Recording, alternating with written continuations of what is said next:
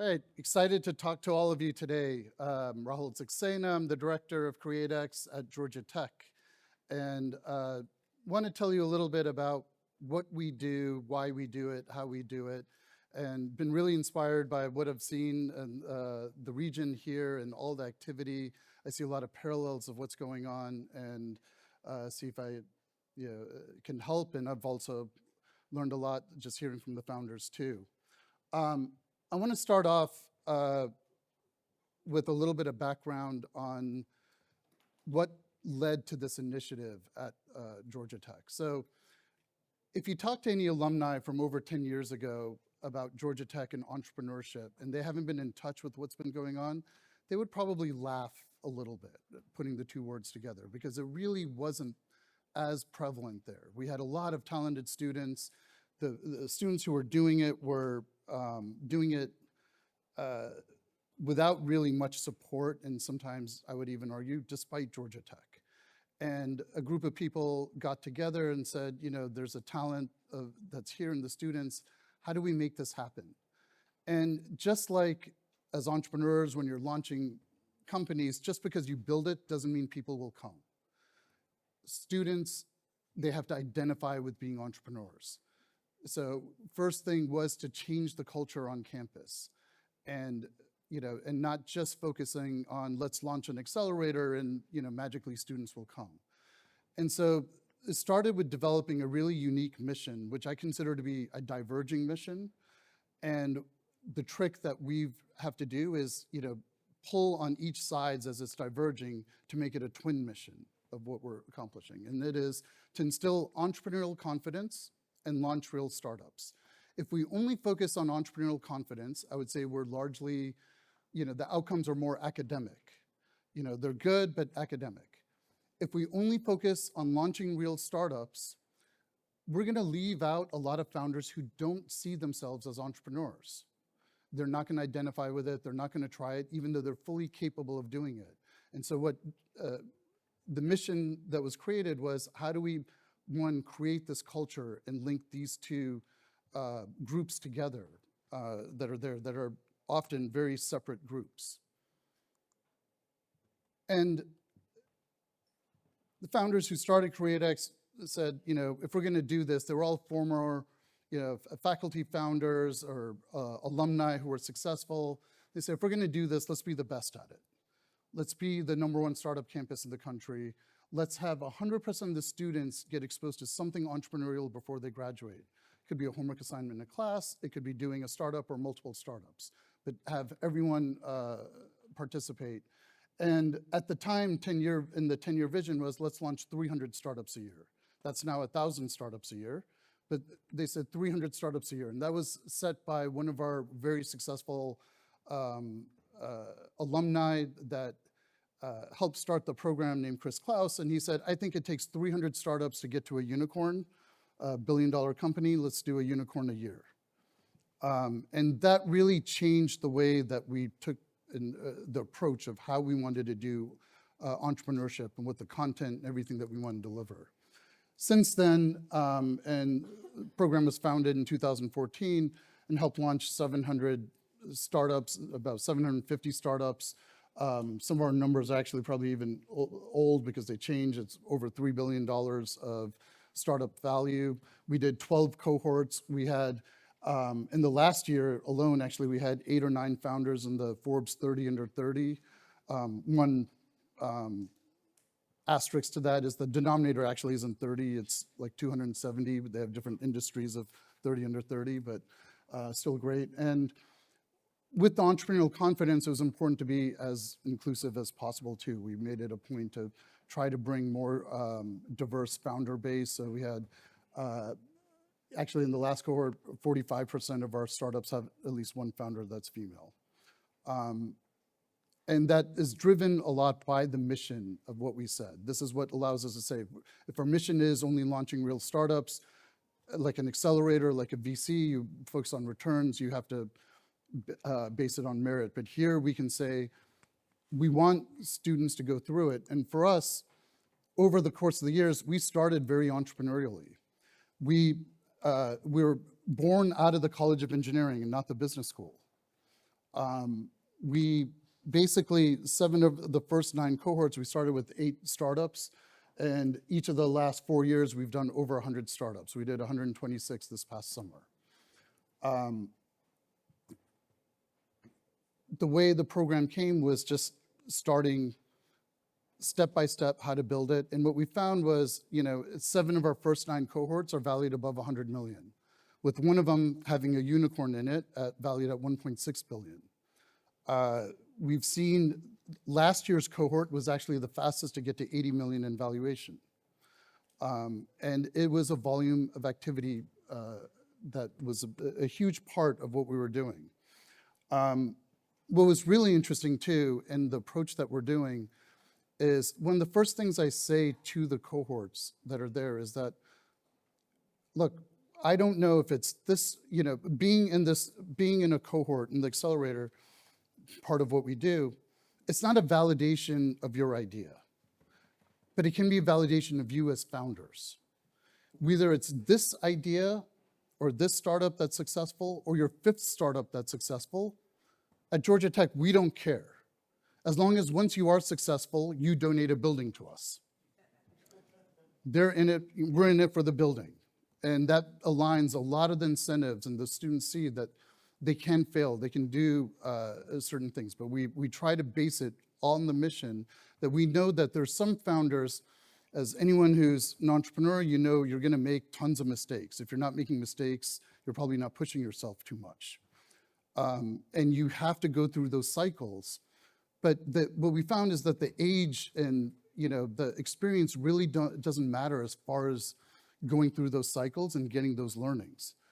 You can learn it pretty early on. I mean, we saw a 13-year-old on stage yesterday. Those types of experiences can be delivered. Some of the outcomes that we've had also, I mean, those familiar with Y Combinator, we were the number 2 school to send founders to YC in the winter batch. And every batch, this, changes by 1 or 2. The main thing is that from going to very few 10 years ago to where we are now was a step function change to be in this tier of programs that's able to produce founders through this kind of systematic approach that we created. I don't want this just to be an ad on CreateX. Part of this is I want to show you how we did it, but to give you some background on what we're doing and how we're approaching it. We have an academic side and an accelerator side. The purpose of it is how do we create as many pathways for students to be exposed to entrepreneurship before they graduate? How do we give them as many shots on goal before they graduate? After they graduate, they can write their story like any graduate does. They have their degree. If they need to get a job, they get a job, so forth. But while they're in school is one of the best times where they can fail and try new things. One of the biggest things that's emerged over the last few years is entrepreneurship has become more accessible than ever before. It's largely driven by the lean startup method that was done, which basically shows, you've heard the adage in the past that said entrepreneurs are born, not made. Well, we're showing what you can make them. What did the born entrepreneurs, quote, born entrepreneurs know that others didn't, which is, hey, validate that you're solving a problem that customers want. It's really simple. But 95%, maybe even 99% of the people out there all believe, oh, if I build it, they will come, right? I don't need to talk to customers. I know what they want. Just give me money and so I can build it. The difference is, how do you go and you can learn if customers want it by just talking to them. And the born entrepreneurs, I would say, knew how to do that. They knew how to get in front of people. They were often very resource constrained, and so they had to get it right. And they wanted to know upfront if it was going to fail. They couldn't take that big risk to do it. That is a teachable thing to do. And so we have a class called Startup Lab. In that class, we call it a lab because we expect students to spend 6 to 8 hours a week outside the classroom talking to customers. By the end of the semester, they may have done over 100 interviews on average. And they're there not to go and pitch an idea to someone, right? The worst question you can ask is, if I have this product that does X, Y, Z, would you buy it? That's a useless question because you're going to get a very biased response. People are going to lie to you. A lot of our founders go use surveys. We are against surveys. On surveys, people lie. I say, unless you can see how vehemently they're typing on the keyboard, you don't really know how big of a problem it is. When you're talking to them and they say, yeah, that's kind of nice, sure, show it to me when you have a solution, that's pretty much a soft no for that persona, right? How do you go and get that? But if they say their eyes light up when they're talking about the problem, now you know you're onto something.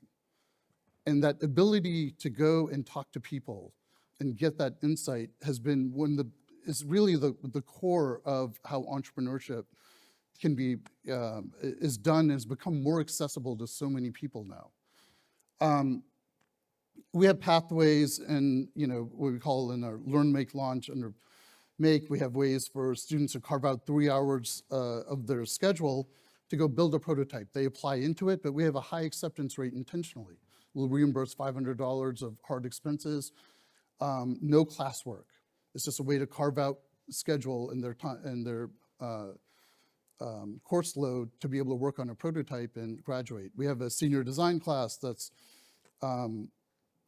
every engineer has to do a senior design project, and we have an interdisciplinary one that's biomedical engineering, computer science, electrical, mechanical, industrial.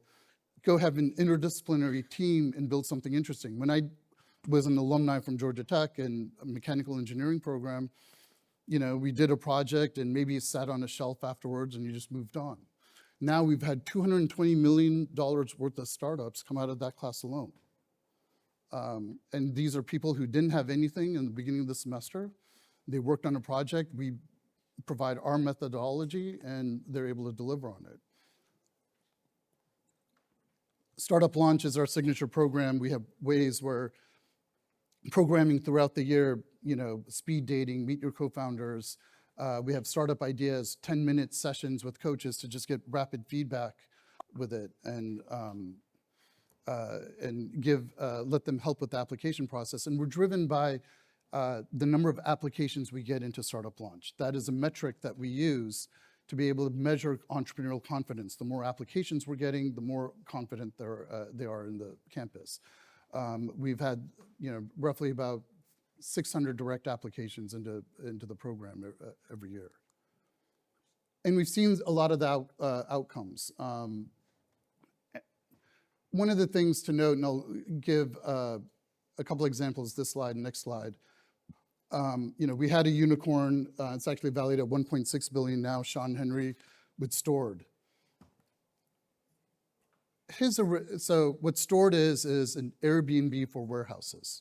So companies, they have inventory, they don't want to rent or buy a full warehouse. They can just take the space that they need. Their software tracks the inventory that's there and delivers it. It's a fulfillment thing. His original idea that he started with, though, when he went through as a freshman in our program, after his first year of college, was he wanted to help people track what they owned in storage lockers, take inventory and deliver it when they needed it. So if I have Christmas equipment, I have camping gear in a storage locker, I say I'm going camping this weekend, deliver it on Saturday, has built a service to go deliver it when it's needed. If I'm Christmas on December 5th, to deliver my Christmas decorations to decorate the house and take it back. Really interesting idea, but really hard, right? That's logistically and everything, a super hard idea. He actually had about several hundred paying customers out of it, but he made the gutsy decision a year later to say, I'm shutting the B2C down, telling all these consumers that we're closing the consumer side, not try to do both and going straight B2B. And they built out the infrastructure from that learning, and they were one of the key players during the pandemic, solving a lot of the supply chain issues.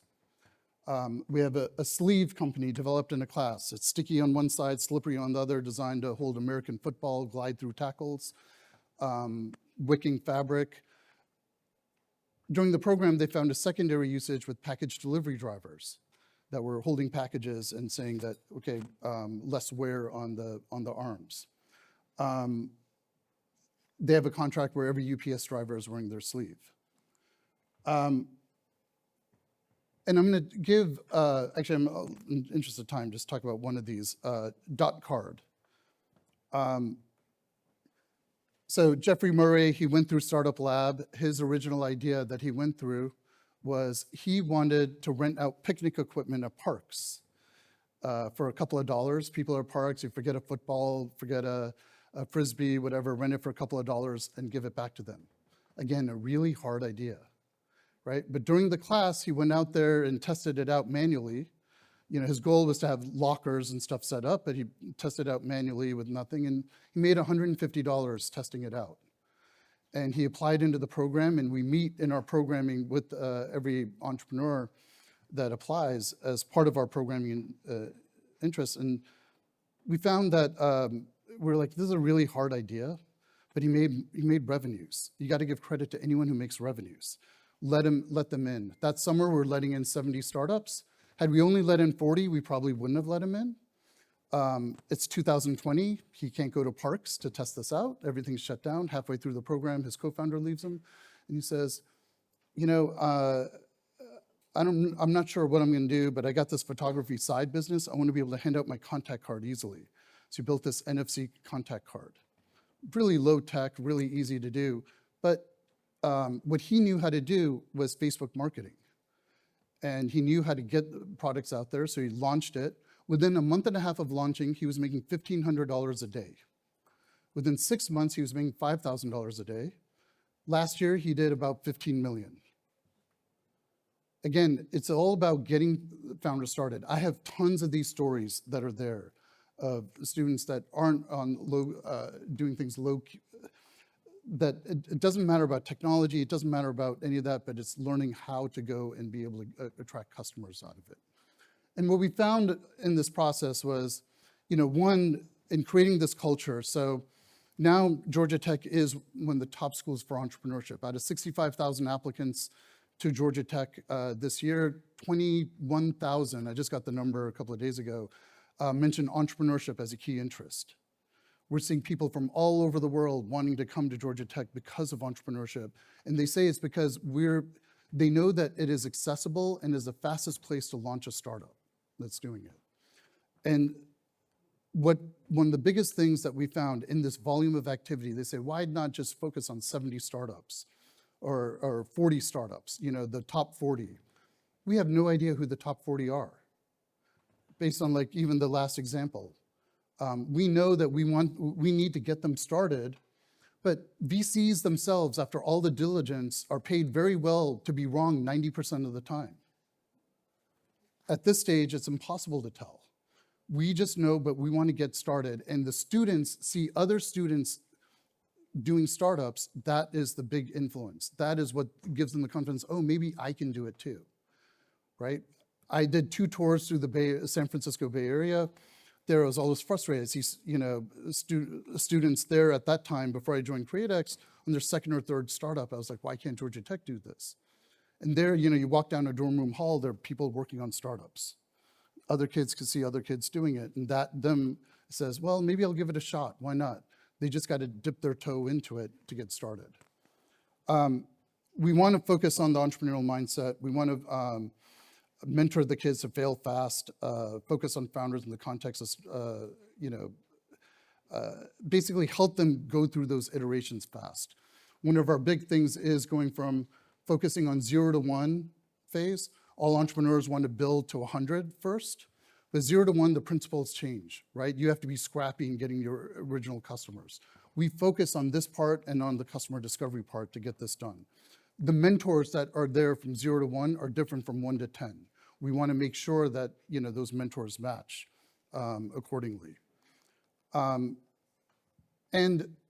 a few just anecdotal things that we found is in that 0 to 1 phase, some of the business school principles sort of don't matter, right? Because again, in getting them started and getting that initial customer there, one, my 3 mantras that I'm a broken record about when I talk to founders, 80% of product design is user onboarding.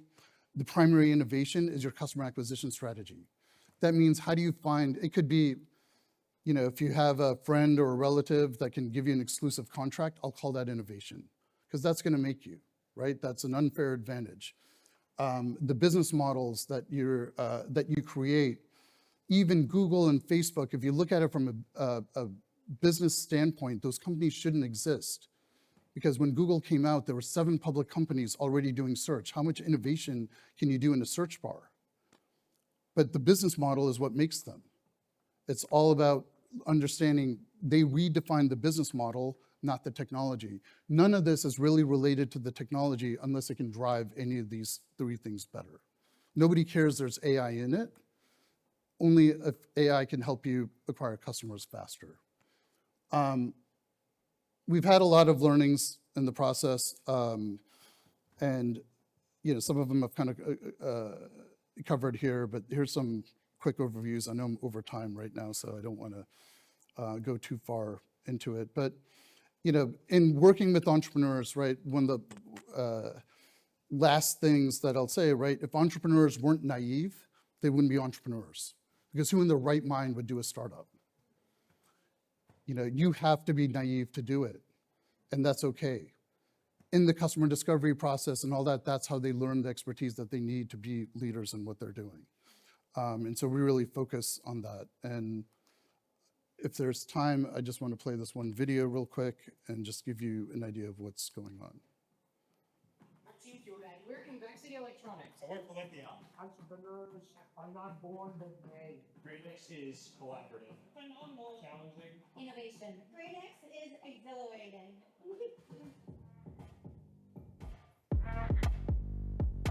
Createx is a one-stop shop for your startup as well. It's designed to help us as founders make better businesses and believe in ourselves and our entrepreneurial spirit. We would not be where we are today without Createx. Instilling entrepreneurial confidence in its students is the strongest thing that Createx has brought to campus. Every little thing that we've needed an answer to, they have been there for us. We're excited to be a part of the next journey. The people, the advice, the support that we get at Createx, you can't find it anywhere else. At the end of the day, you have nothing to lose. Really, guys should join the program. I highly recommend it. Thanks for listening to that ad, and really appreciate being here and being invited here to talk to all of you, and happy to talk afterwards if I can help.